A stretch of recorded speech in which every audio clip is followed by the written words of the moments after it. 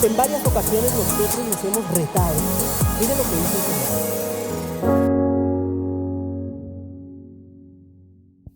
Bueno, la semana pasada hablamos del arrepentimiento y argumentamos que el arrepentimiento debe ser una constante en la vida del creyente.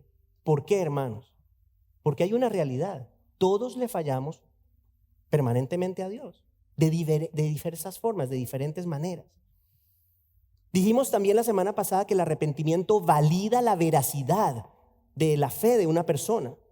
¿Por qué? Porque el arrepentimiento es ese dolor, es esa frustración que se siente cuando el creyente se encuentra pecando contra su Señor.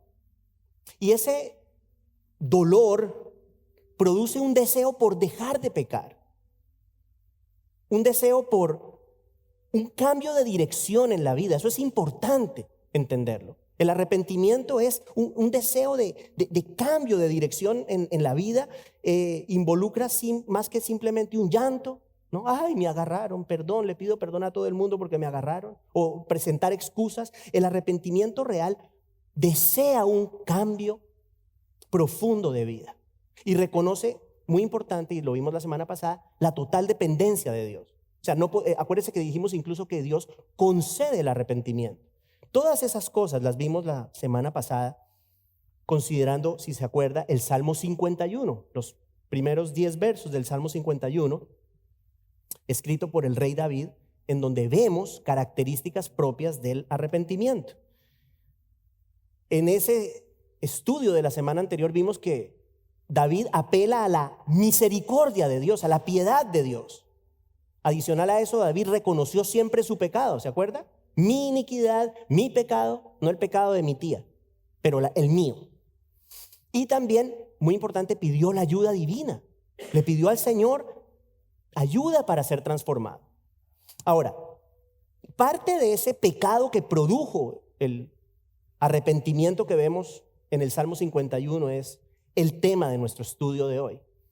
Hoy vamos a considerar la relación adúltera que tuvo David con Betsabé. Y podemos decir que es muy bueno que David se arrepintió, obviamente. Pero hermanos, hubiera sido mejor que nunca hubiese cometido el pecado. ¿De acuerdo? O sea, bien que se arrepintió, pero hubiese sido mejor. No solamente para él, sino para muchísimas personas. Hubiese sido mejor que él no hubiese llegado allá. ¿Y por qué? Porque el pecado de David fue muy grave, hermanos, ante los ojos del Señor. Es cierto que el Señor le perdonó, pero también es cierto que el Señor no libró a David de las consecuencias de ese pecado. Por causa de este pecado, hermanos, David vivió tragedias muy grandes en su vida, incluyendo la muerte de 2 hijos, la violación de una de sus hijas de parte de o a manos de uno de sus hijos, y la rebelión de Absalón, otro de sus hijos, que quiso arrebatarle el trono. O sea, no podemos decir que a David no le costó el pecado. Claro que le costó. ¿Obtuvo el perdón de Dios? Sí, el Señor lo perdonó, pero igual la consecuencia de su pecado se mantuvo. La pregunta que hay que hacernos es esta, escuche. ¿Hubiese podido David evitar caer en pecado? ¿Usted qué piensa? Claro que sí. ¿Hubiese podido evitar caer en pecado? Claro. Pero vamos a ver en esta mañana que David cometió una serie de errores previos que culminaron con el pecado. O sea, por lo general el pecado es el resultado de un proceso. No es que uno un día amanece y dice, uy, hoy tengo unas ganas de pecar. No, ¿cierto? Por lo general no es así. Es el resultado de un proceso. Y este pecado de adulterio con Betsabé le llevó a cometer un pecado mayor. No solamente adulteró con Betsabé, pero finalmente terminó cometiendo asesinato. Y ese es un principio interesante, importante. Con el pecado hay que tener cuidado porque uno puede decir, bueno, este es como dicen algunas personas, ¿no? Este es un pecadillo. Pero resulta que ese, entre comillas, pecadillo, que no existen pecadillos, pero si existieran, llevan a cosas peores siempre. Porque el pecado tiene un efecto degenerativo. El que empieza con poquito, termina con mucho. Hoy vamos a hablar de la tentación. y de cómo nuestra respuesta a la tentación determina si caemos en pecado o no caemos en pecado. El mensaje de hoy se titula De la tentación al pecado. Y nuestro texto de estudio en esta mañana lo encontramos en 2 de Samuel, el capítulo 11, los versos 1 al 4. 2 de Samuel 11, los versos 1 al 4. Hermanos queridos, ya sabemos qué hacer. Vamos por favor a ponernos en pie para leer la palabra de Dios. Puede usted seguir la lectura si tiene su Biblia o si tiene Biblias aquí enfrente, puede tomar una. Dice el Señor: aconteció que en la primavera, en el tiempo cuando los reyes salen a la batalla, David envió a Joab y con él a sus siervos y a todo Israel, y destruyeron a los amonitas y sitiaron a Rabá. Pero David permaneció en Jerusalén. Al atardecer, David se levantó de su lecho y se paseaba por el terrado de la casa del rey, y desde el terrado vio a una mujer que se estaba bañando, y la mujer era de aspecto muy hermoso. David mandó a preguntar acerca de aquella mujer, y alguien dijo: ¿no es esta Betsabé, hija de Eliam, mujer de Urías el hitita? David envió mensajeros y la tomaron, y cuando ella vino a él, él durmió con ella. Después que ella se purificó de su inmundicia, regresó a su casa. Es palabra de Dios. Hermanos, por favor, tomen asiento. Si yo le preguntara o le dijera a usted, levante, no lo voy a hacer, no lo haga. Pero si yo le dijera a usted, levante la mano si usted ha sido tentado, hermanos, el que no levante la mano, se le crece la nariz como a Pinocho. ¿Cierto? La tentación es común a toda persona. Todos hemos sido tentados y todos seguiremos siendo tentados. Ahora bien, la forma como las tentaciones se manifiestan en la vida de las personas varía, es diferente. Todos experimentamos tentaciones en nuestra vida, pero lo que para una persona es tentación, de repente para la otra no lo es. Por ejemplo, un ejemplo simple. Hay personas que tienen una tentación por el alcohol. Sí, entonces hay otras que el alcohol no les importa, no les interesa, o sea que no tienen ningún deseo por tomar. Lo que es tentación para el uno, no es tentación para el otro. Hay personas que tienen como tentación la comida. Llegan a sentir un fuerte deseo de comer, así estén llenas, siempre tienen que estar comiendo, es una tentación. Ven un dulce, ven lo que sea y es una tentación, es una inclinación que es más fuerte de lo que podríamos llamarlo normal, por llamarlo de alguna forma. Yo definí la tentación de esta forma, espero no enredarlos. Podemos decir que una tentación, escuche, es cualquier cosa que despierta en nosotros un deseo por satisfacer un apetito indigno de Dios. O sea, es una parte, algo, un objeto, lo que sea que despierta un deseo por satisfacer un deseo indigno de Dios. Pero también es cualquier cosa que nos incita a buscar saciar de una manera indigna de Dios apetitos que en esencia no son malos. Le doy un ejemplo: el sexo. El sexo es lo más natural que hay, tan natural que sin sexo pues no existimos, ¿no? Es la forma como el ser humano se reproduce. Ahora bien, si el sexo se lleva a cabo por fuera de los confines del matrimonio, entonces es pecado. ¿Entendemos eso? O sea que la esposa no es tentación. Una mujer diferente a la esposa es tentación. Un deseo genuino, pero depende, si ante los ojos de Dios, cómo se sacia ese deseo. ¿Estamos de acuerdo?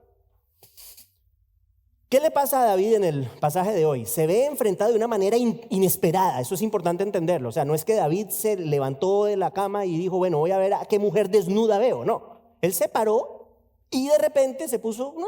Estaba dando su vueltica y vio una mujer desnuda. Entonces, eso es un punto importante.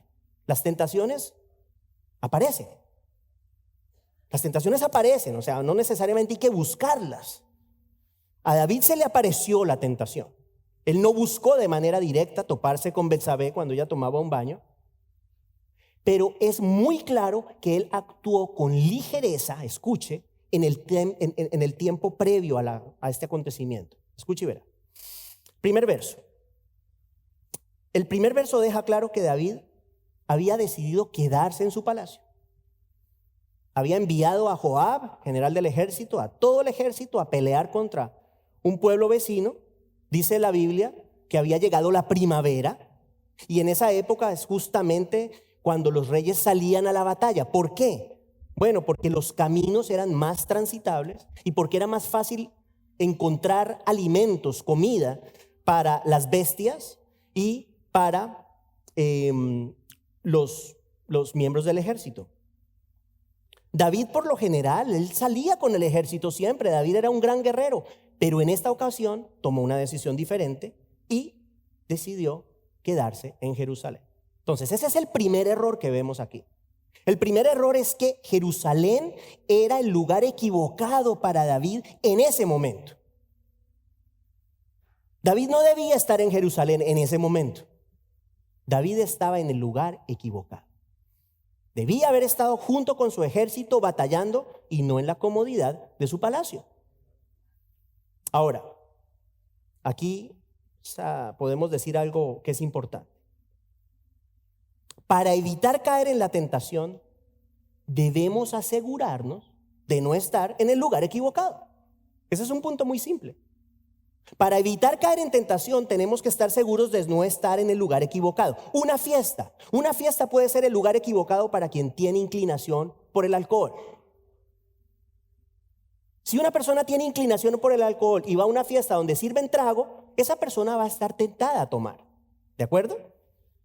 Un concierto de rock. ¿Es malo ir a un concierto de rock? ¿Es pecado? Yo no creo que es pecado ir a un concierto de rock. Ahora bien, si una persona que tiene inclinación por las drogas va a un concierto de rock donde todo el mundo está consumiendo droga, esa persona se va a sentir tentada. El concierto de rock es el lugar equivocado para esa persona. Un desfile de trajes de baño, hay de eso, ¿no? Bueno, el que es mironcito, el que tiene problema con la lujuria, pues no vaya a un desfile de trajes de baño. Es el lugar equivocado. Es el lugar equivocado. Ahora, no solamente vemos que David estaba en el lugar equivocado, pero también tuvo la actitud equivocada. Muy importante, escuche. Piensa en esto. Si David se hubiese quedado en Jerusalén porque tenía muchos asuntos que resolver, tenía asuntos importantes que atender, si David hubiese dicho, no, me tengo que quedar porque tengo que trabajar, tengo que ejercer mi reino, hay asuntos importantes que necesitan de mi atención. Bueno, hubiera sido quizás diferente, pero hermanos, no es lo que vemos en el verso 2. El verso 2 claramente dice que David se había dedicado al descanso. Así de simple, una tarde, al atardecer, mire, ahí está, al atardecer, una tarde, el rey se levanta de su cama, después de tomar una siesta, caminando por la terraza de su palacio, de repente se percata que hay una mujer que se está bañando en una casa vecina. Sí, asumimos que era un terrado, la terraza del palacio del rey es alta, ¿cierto? Y bueno, ahí desde la terraza se veían las casas abajo y de repente, pues David ve a una mujer bonita bañándose. Entonces, ¿qué vemos aquí? Pareciera que David tenía mucho tiempo libre, hermanos. O sea, dormía en la tarde, tomaba la siestica, ¿sí? Luego se levantaba a dar paseitos por el palacio. ¡Qué vida tan relajada! Había ligereza en su actitud. Es una actitud ligera. Y parecía estar desperdiciando el tiempo en lugar de asumir sus responsabilidades. Creo que aquí sale otro principio importante. Hermanos queridos, ocupar la mente es importante para evitar caer en tentaciones. Cuando hay mucho ocio, podemos enfocarnos en cosas que eventualmente nos pueden llevar a pecar. Eso es más cierto que nada. Si la mente no está trabajando, si la mente no está activa, es fácil que empiece a pensar en tonterías. ¿Es cierto o no es cierto? Y a dar ideas que no son buenas.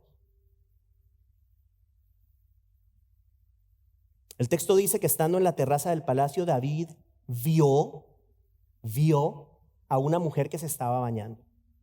Y la mujer era de aspecto muy hermoso, es lo que dice. Entonces aquí tenemos el primer contacto de David con el objeto de la tentación. ¿Ok? En este caso, el objeto de la tentación no es un pedazo de carne o un pedazo de un plato de comida, no es una copa de vino, no es un cigarro de marihuana. En este caso, el objeto de la tentación es una mujer. Y David ve a la mujer. Usted tiene el texto ahí, dice que David vio. Es obvio que ese ver implica mucho más que David se percató. O sea, no es que David, uy, hay una mujer. No es eso. David vio implica que David contempló. O sea, primero ve, ¿no? Se percata, pero no se queda allí. David se percata, pero luego contempla a la mujer. Y luego la desea. O sea que David permite una progresión, hermanos, que es el error más grande de su vida. Escuche lo que le estoy diciendo. Mire cómo empezó todo. Ya le dije las consecuencias que esto tuvo en la vida de David. David cometió un gravísimo error cuando se permitió esa progresión de ver, contemplar y desear. Siempre he dicho, el rey hubiera podido apartar la mirada de Betsabé e irse de allí, ¿cierto? O sea, David hubiese podido decir, no, mejor me voy a jugar Atari, me voy a jugar Nintendo, me voy a jugar maquinitas, voy a hacer cualquier cosa. Me voy a comer chitos, no sé si ustedes conocen los chitos. Me voy a hacer lo que sea, pero no me quedo ahí. Si así lo hubiera hecho, hermanos queridos, David hubiese pisoteado la semilla del pecado y esta semilla no hubiese podido germinar. Ahora, le hubiese ahorrado muchísimo sufrimiento a David y a otras personas, pero no es lo que David hizo. No fue como David actuó. Este primer encuentro con ese objeto de la tentación determinó todo lo demás. Determinó el desenlace posterior que incluyó adulterio y asesinato. Es tremendo esto. Todo comenzó con una mirada que llevó a David a cometer una serie de faltas gravísimas contra el Señor. El verso 2 termina diciendo que la mujer era de aspecto muy hermoso. ¿Por qué eso es importante? Bueno, porque es una característica de la tentación. La tentación es atractiva a los sentidos. La tentación seduce los sentidos. La tentación busca apelar a la inclinación humana de satisfacer los deseos de la carne. Porque si la tentación no atrae, entonces no es tentación. ¿Estamos de acuerdo? O sea, si la tentación no atrae, no es tentación. Betsabé no era una mujer fea, hermanos. Betsabé era una mujer hermosa que incitó los sentidos de David.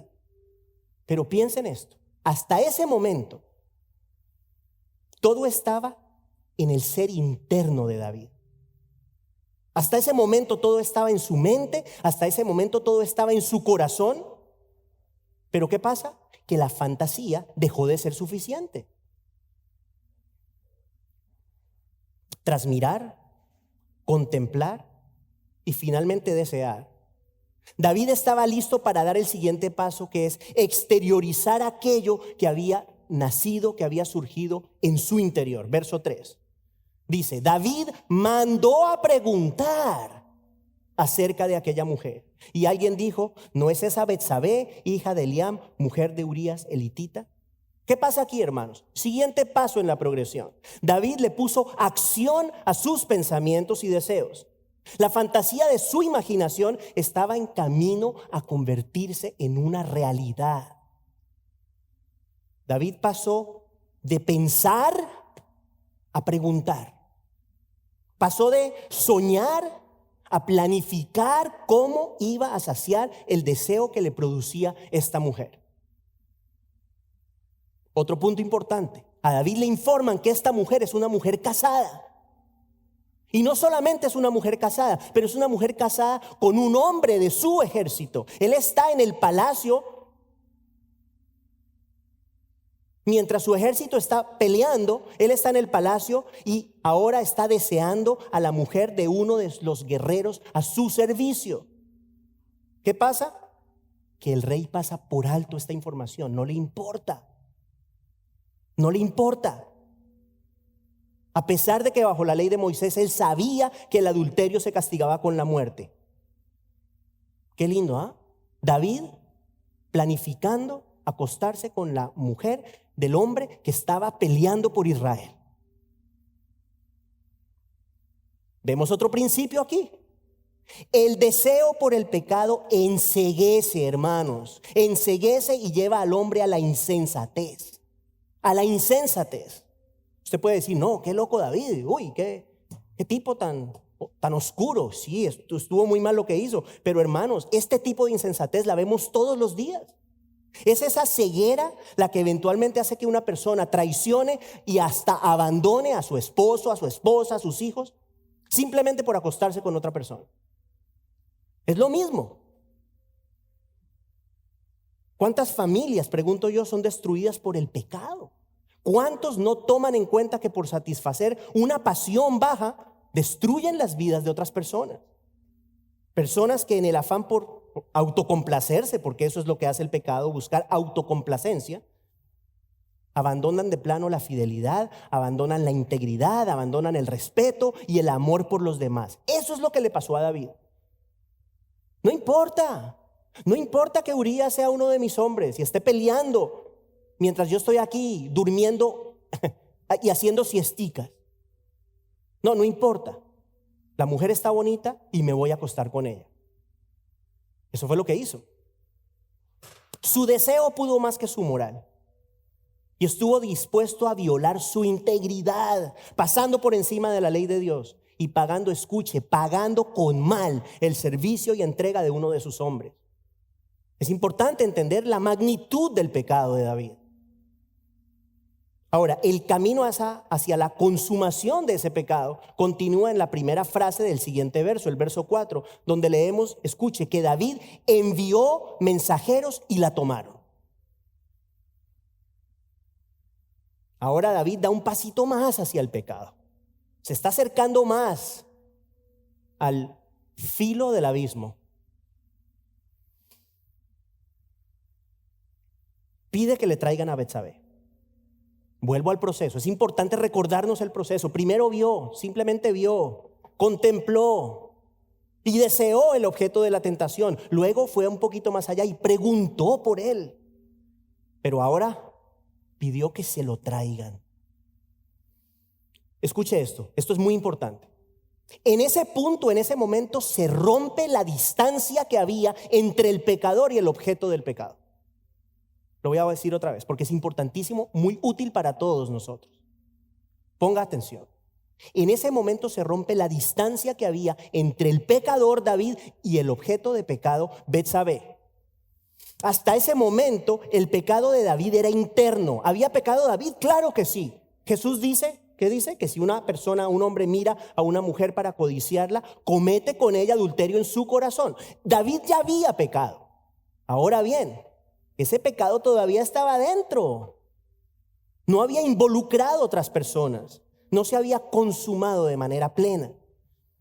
Pero ¿qué pasa? Ahora las cosas van a cambiar. ¿Por qué? Porque ahora la mujer bonita la tiene enfrente de él. Ya no está en su casa. Ya no está a una distancia. No. Ahora la tiene enfrente de él y lo que había sido un objeto de tentación ahora se convierte en un vehículo para consumar plenamente la iniquidad. El desenlace inevitable lo vemos en la segunda y desgarradora frase del verso 4 de nuestro pasaje, que dice esto: y cuando ella vino a él, él durmió con ella. Ahí está. Esa ruptura, de esa distancia entre David y el objeto de la tentación produjo la consumación del pecado. ¿Que había iniciado dónde? Aquí. En los ojos, en la mente, en el corazón. Lo que David vio y luego contempló y posteriormente deseó en el ser interno, lo llevó a tomar una serie de decisiones, una serie de acciones que culminaron con la materialización de sus deseos. Eso aplica para David, eso aplica para usted, eso aplica para mí. Todos hemos estado allí en alguna forma. Este proceso es común a todos nosotros. El verso termina diciendo que después de su encuentro con David, dice, Betsabé se purificó de su inmundicia y regresó a su casa. ¿Qué significa eso? Bueno, aparentemente ese dato aparece para indicar que Betsabé no estaba embarazada, ¿cierto? Al momento de su encuentro con David. Betsabé queda embarazada a través de esa relación que tuvo con David. Entonces, lo que la Biblia parece implicar es que Betsabé había tenido su menstruación hacía poco y por ende, ese hijo que había concebido era de David, no era de Urías. Ese es el propósito de esa frase que de hecho es parentética, es un paréntesis. ¿Qué vemos entonces? David había dado rienda suelta a sus deseos, había alimentado esa pasión interna que culminó en la consumación de un gran pecado. Infortunadamente el pecado no terminó allí, ya lo sabemos. No terminó allí. David, para cubrir su pecado, eso es un principio importante, un pecado hace que otros pecados surjan para cubrir, ¿no? Un pecado cubre otro. Esa es la idea. Y cuando usted viene a ver, tiene usted un enredo terrible en su vida. Esa iniquidad no paró allí, terminó mandando matar a Urías, y eso lo vimos la semana pasada, de una manera terrible. O sea, ¿qué aprendemos de esto? Hemos visto una sucesión de hechos, de acciones, de decisiones que llevó a David a cometer esta falta con Betsabé. Es una progresión que lo llevó, escuche, del pensamiento a la acción. Eso le pasa a usted, eso me pasa a mí. Tenemos que tener cuidado. Es importante esto porque nos explica, nos muestra cómo actúa el pecado y cómo la tentación puede llevarnos a pecar si no la manejamos correctamente. David, ¿qué hizo? Se permitió contemplar a Betsabé. Ahí cometió el gran error. Hasta el punto que la deseó. Y este deseo lo llevó a buscarla para acostarse con ella. Entonces, principio importante que aprendemos de esto. Escuche, para usted, para mí. Este mensaje es un mensaje muy importante para todos nosotros. Cuando se nos presente una tentación, no podemos permitir que ésta entre en nuestro corazón. Las tentaciones van a presentarse, hermanos. Ellas no van a parar. Pero no podemos darnos el lujo de que penetren nuestro corazón, porque ahí sí cometemos un grave error. La tentación no es pecado, ¿sabía eso? La tentación en sí no es pecado. Es nuestra respuesta a ella lo que puede llevarnos a pecar. Cristo fue tentado, ¿de acuerdo? No podemos decir que Cristo pecó porque fue tentado. Cristo no pecó porque respondió correctamente a la tentación. ¿Estamos de acuerdo? O sea que la tentación no es pecado. Ahora, David pudo apartarse de la terraza, ya lo dijimos, en el instante cuando vio a Betsabé, pudo irse de allí para no jugar con fuego. Si él hubiese hecho esto, bueno, ¿qué hubiese hecho? Hubiese creado, y esto es importante en este mensaje, una distancia mayor entre él y el objeto de la tentación. Sí, esto parece una clase como de, no sé, de matemáticas, distancia, y no, pero es cierto. Crear distancia entre nosotros y el objeto de la tentación no fue lo que David hizo.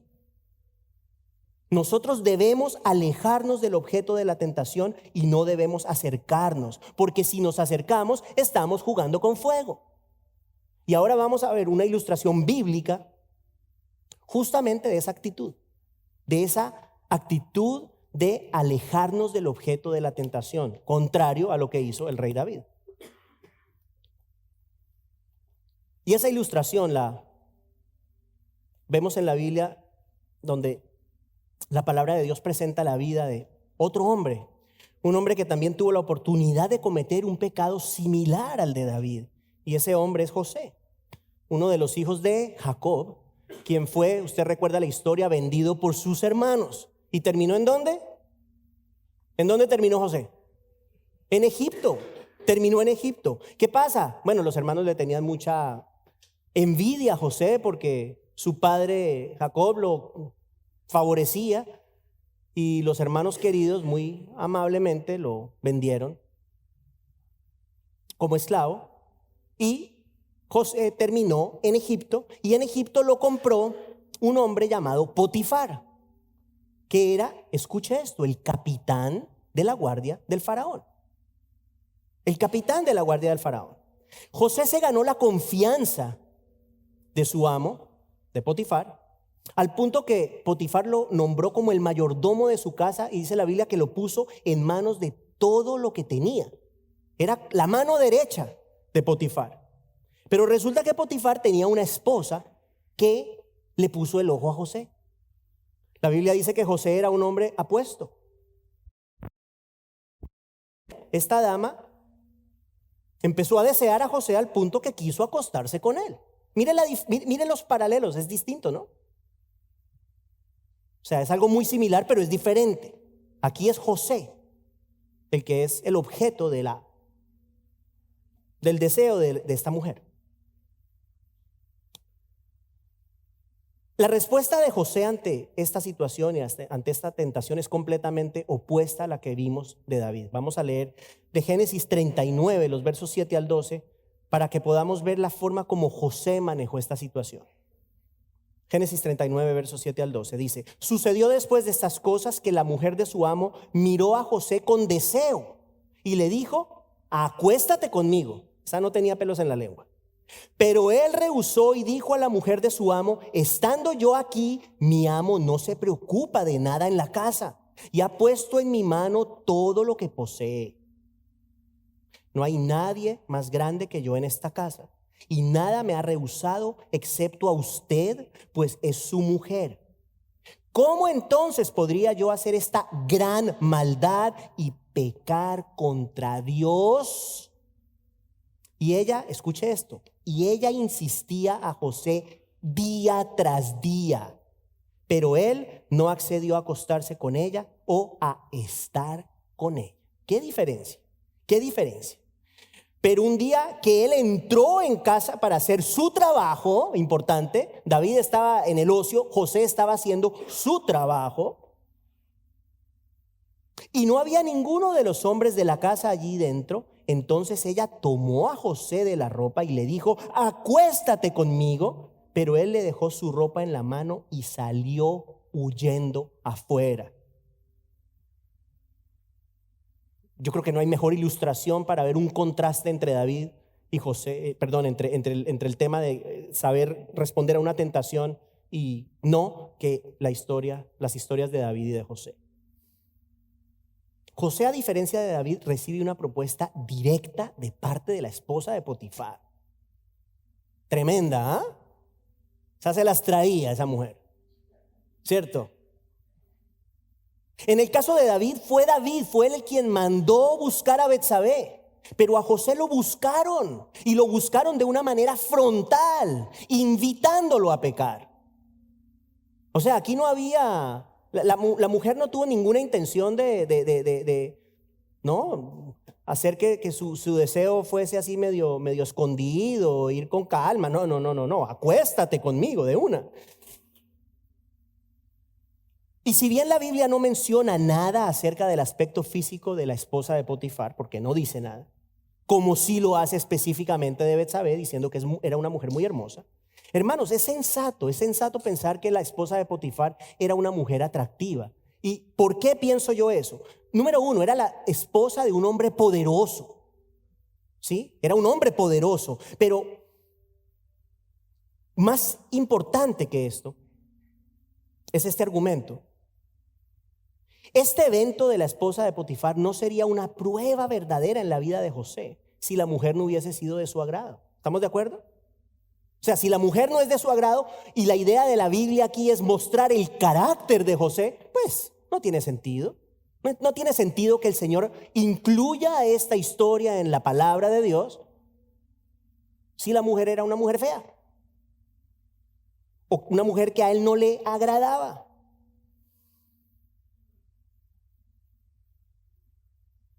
A diferencia de David, quien no consideró el hecho de que Betsabé era casada y no le importó, como ya vimos, que su esposo era un hombre que servía a Israel, fíjese que José argumentó que él no podía hacerle eso a su amo. Ahí vemos una gran diferencia. Su amo le había mostrado gran favor poniéndolo al frente de su casa, y José dice: yo no le puedo hacer eso a mi amo. ¿Cómo le voy a pagar de esa manera a mi amo? Pero el elemento más importante en el argumento de José para rehusar el ofrecimiento de esta mujer, lo vemos al final del verso 9, donde le dice a la esposa de su amo claramente, escuche, ¿cómo entonces podría yo hacer esta gran maldad y pecar contra Dios? José tenía una conciencia que David no tenía en ese momento. Al ser confrontado con la tentación, José mostró temor de Dios, a diferencia de David. David no mostró temor de Dios en el momento. Sí mostró arrepentimiento después. Pero en el momento de la tentación, David no mostró temor de Dios, José sí. José comprendía que cometer adulterio con esa mujer era pecar, no solamente contra su amo, Potifar, pero contra Dios. Hermanos, quizás lo más importante que vamos a decir en esta mañana es esto. El temor de Dios es el mejor antídoto contra el pecado. Lo voy a repetir. El temor de Dios es el mejor antídoto contra el pecado. Cuando vienen tentaciones a nuestra vida, el mejor antídoto, el escudo protector nuestro es el temor de Dios. Y mire lo que le voy a decir. Ante la tentación, nosotros los cristianos podemos reflexionar como reflexionó José, pero de una manera todavía aún más profunda. Escuche, usted y yo, cuando se nos presente una tentación, podemos decir algo así: ¿cómo voy yo a ofender a mi Señor, quien lo ha dado todo por mí, incluso su vida en la cruz? ¿Por qué eso es importante? Porque sí, José tenía temor de Dios, pero José no podía decir que Dios había dado su vida por él, porque todavía no había llegado esa instancia en el plan de redención. Pero nosotros sí podemos decir eso. Nosotros sí podemos decir, ¿cómo le voy a hacer eso a mi Señor que murió por mí? ¿Se da cuenta? ¿Cuál es el punto? El punto es que debemos considerar al Señor cuando estemos expuestos a la tentación. Eso es fundamental. Eso es fundamental. No solamente debe existir en nosotros el temor a la disciplina del Señor, que es importante, hermanos, pero también la conciencia de que nuestro pecado es una ofensa directa al Señor, ofensa que Él no se merece. ¿Me entiende? Eso es muy importante. Luego en el verso 10 leemos que la mujer de Potifar, escuche esto, es tremendo, insistía a José día tras día, dice el verso, pero él no accedió a acostarse con ella o a estar con ella. Aquí hay varias cosas muy importantes. Primero, diariamente José era asediado por esta mujer. Diariamente. O sea, José experimentaba la presión de una tentación constante. Pero él no accedió a acostarse con ella. Y mire que al final del verso dice algo muy, muy, muy importante. Dice que no solamente no accedió a acostarse con ella, pero dice que tampoco accedió a estar con ella. ¿Por qué eso es importante? Le voy a explicar por qué. Porque a diferencia de David, José sí buscaba crear una distancia nuevamente, una distancia entre él y el objeto de la tentación. Esta mujer. José no accedió a acostarse con ella, pero tampoco le echaba leña al fuego. ¿Me entiende?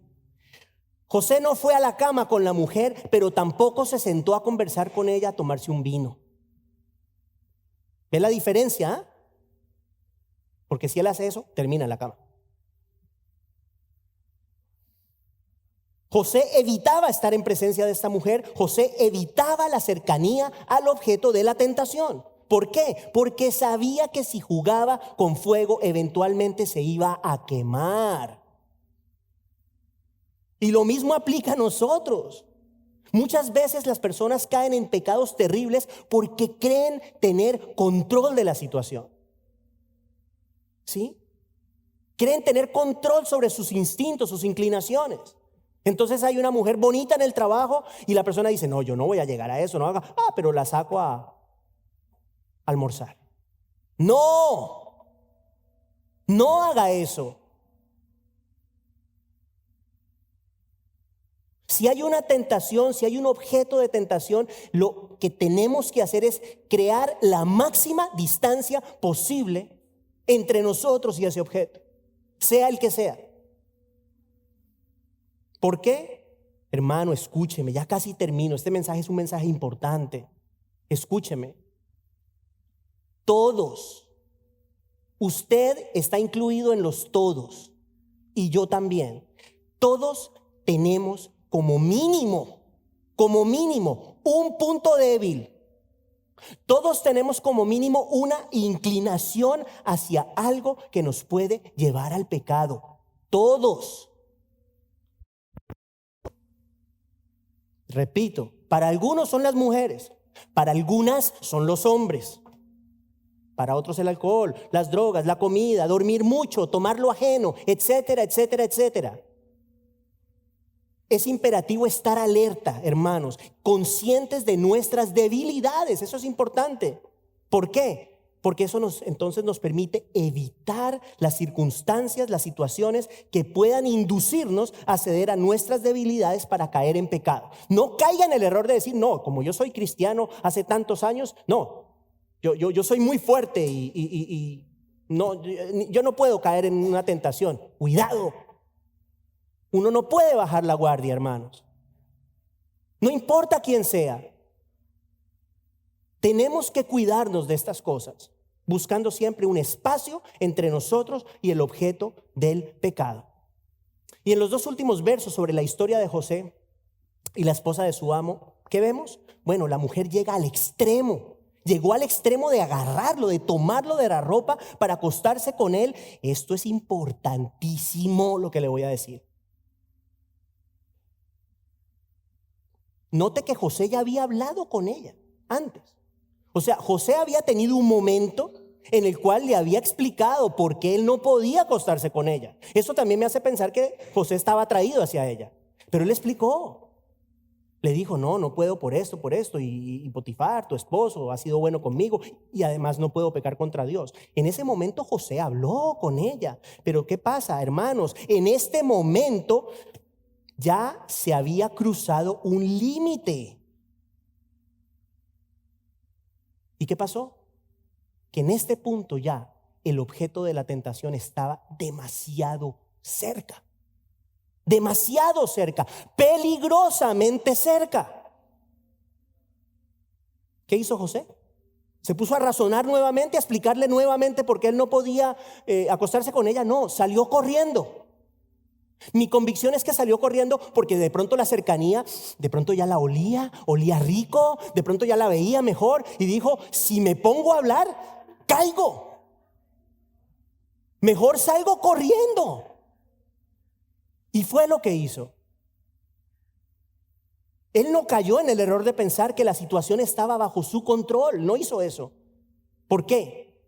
Porque él sabía, hermanos, que en ese punto donde estaba, lo único que le impediría caer en pecado era correr y alejarse de esa mujer. Por eso yo creo que José corrió. No, era porque le tenía miedo a la mujer. ¿Usted cree que tiene sentido pensar que alguien diga, bueno, de pronto José corrió porque de pronto la mujer lo iba a violar? No, José era más fuerte que ella. Él no corrió por miedo a ella. Él corrió por miedo a él. Porque conocía sus debilidades y sabía que no podía llegar a ese punto de cercanía porque ahí iba a tener un problema. José tenía el discernimiento que David no tenía. David y José, dos hombres con tentaciones similares que respondieron de manera completamente diferente a la tentación. El uno cayó en pecado, el otro fue librado. David buscó acercarse al objeto de la tentación y sucumbió a ella. José buscó alejarse del objeto de la tentación y prevaleció sobre ella. Hermanos, podemos actuar como David o como José. La decisión es nuestra. Es nuestra decisión. Nuestra decisión. Termino citando una promesa que terminemos en el Señor con respecto a las tentaciones, muy importante, 1 Corintios 10:13. Dice Pablo, y con esto terminamos, no les ha sobrevenido ninguna tentación que no sea común a los hombres. Fiel es Dios, que no permitirá que ustedes sean tentados más allá de lo que pueden soportar, sino que con la tentación proveerá también la vía de escape a fin de que puedan resistirla. Hermanos queridos, en Cristo podemos resistir todas las tentaciones. No hay excusa para que alguien diga, no, es que esta tentación era más fuerte que yo. No hay excusa. La palabra de Dios nos promete que en Cristo tenemos la gracia y el poder para resistir cualquier tentación, y adicional a eso el Señor nos llama a pedirle ayuda, que no nos deje caer en tentación. ¿Recuerda cuando el Señor nos enseña cómo orar? Bueno, tenemos la ayuda del Señor si la buscamos. Y tenemos también la certeza, la seguridad de que ninguna tentación tiene el poder necesario para hacernos caer en pecado. Pero para prevalecer ante las tentaciones debemos seguir el ejemplo de José y debemos evitar la conducta de David. Oremos. Padre, damos gracias a ti por esta tu palabra. Damos gracias a ti por todo lo que aprendemos en de esta experiencia de estos dos hombres, Señor. Hombres que fueron enfrentados a tentaciones muy similares, pero que tuvieron una respuesta completamente distinta a esas tentaciones. Señor, en este contexto, ayúdanos a imitar la conducta de José. Ayúdanos a conocer nuestras debilidades. Ayúdanos a comprender que no tenemos control absoluto sobre ellas. Ayúdanos a tener la gracia y el discernimiento y la sabiduría para saber cuándo debemos correr. Ayúdanos a ser lo suficientemente sabios para siempre poner una distancia considerable entre el objeto de la tentación y nosotros. Ayúdanos, Señor, a evitar caer en pecado para no ofenderte a ti. Damos gracias porque nos prometes que nos ayudas a no caer en tentación si así lo pedimos. Que ninguna tentación es lo suficientemente capaz de hacernos pecar. Esto por un lado nos da tranquilidad, pero por otro lado nos genera una responsabilidad, porque nos muestra que los únicos responsables de nuestro pecado somos nosotros y nadie más que nosotros. Ayúdanos, Señor, a vivir vidas agradables a ti y a evitar el pecado, a correr, Señor, a correr en el sentido opuesto cuando una tentación llegue a nuestra vida. Te pedimos todo esto en el nombre de Jesús. Amén.